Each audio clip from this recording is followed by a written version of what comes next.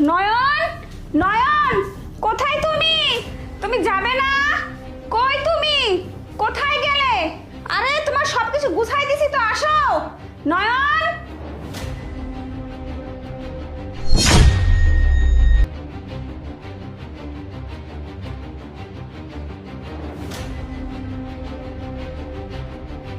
আরে কোথায় গেলে? দেরি হয়ে যাচ্ছে তো।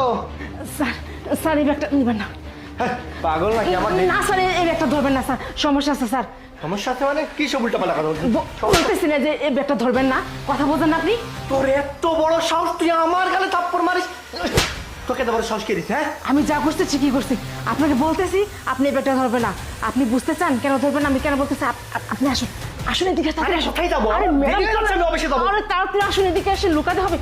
কোথায় লুকাতে হবে? এই সুপারে ধরেন, এদিকে আসেন, এদিকে লুকান লুকান লুকান। আরে লুকাবো কেন এখানে? আরে লুকান না, আপনি আপনি দেখতে পারবেন এখানে কেন লুকাতে বলছি।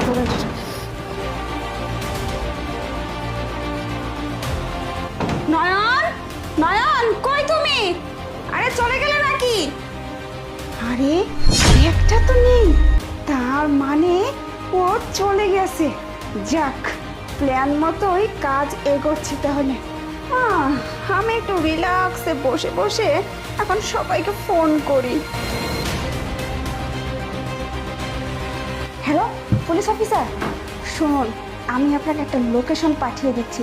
আপনি ঠিক ওই লোকেশন অনুযায়ী ওখানে দাঁড়িয়ে থাকুন, বুঝতে পারছেন?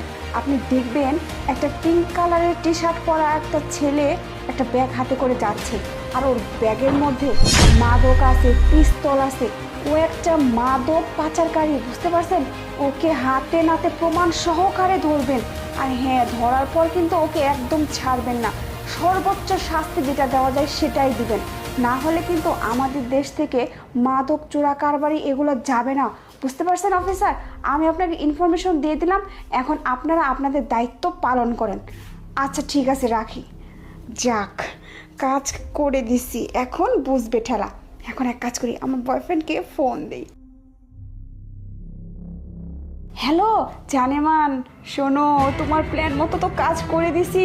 আমার স্বামী অলরেডি ব্যাগটা নিয়ে বের হয়ে গেছে।